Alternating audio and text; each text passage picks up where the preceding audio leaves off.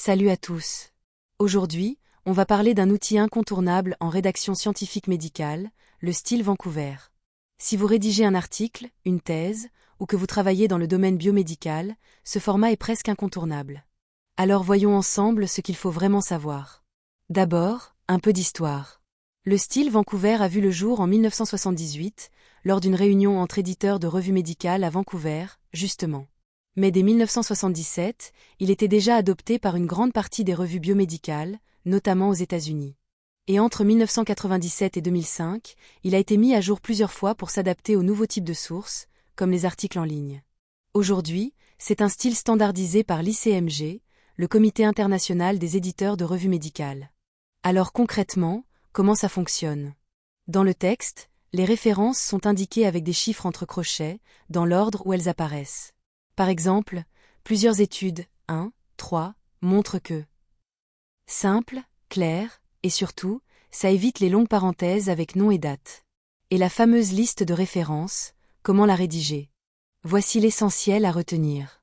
Jusqu'à 6 auteurs sont cités. S'il y en a plus, on garde les 6 premiers, puis on ajoute « et al ». Le titre de l'article est en minuscule, sauf la première lettre. Le nom du journal doit être abrégé selon l'index Medicus. Ensuite, on indique l'année, le volume et les pages. Par exemple, 2023, 15, 220, 135. Et si c'est une source en ligne, on n'oublie pas le DOI ou un lien stable avec la date d'accès. À noter. S'il y a une pagination continue, on peut se passer du numéro d'issue. Et oui, les sources non conventionnelles comme les thèses ou rapports sont acceptées. Maintenant, parlons des sources électroniques. Pour un journal en ligne, même logique, pas besoin du mois ou du numéro si la pagination est continue. Mais le DOI ou l'URL stable est indispensable. Pour un site web, il y a un format précis.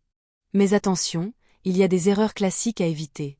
Par exemple, oubliez de mentionner le DOI ou les pages, utilisées, et al. Alors qu'il y a moins de 6 auteurs, ou encore numéroter les références dans le désordre. Un bon réflexe, toujours vérifier chaque référence avec sa source d'origine. C'est la base d'un travail rigoureux. Et en termes d'impact, le style Vancouver est utilisé par plus de 90% des revues qui suivent les recommandations de l'ICMG, comme The Lancet ou JAMA.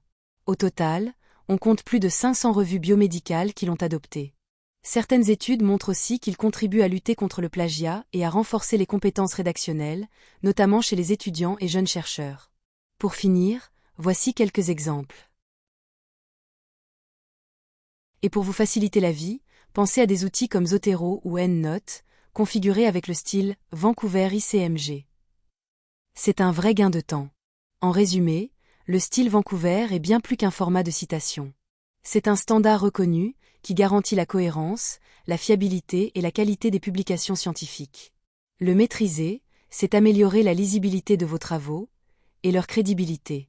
Merci d'avoir suivi cette présentation.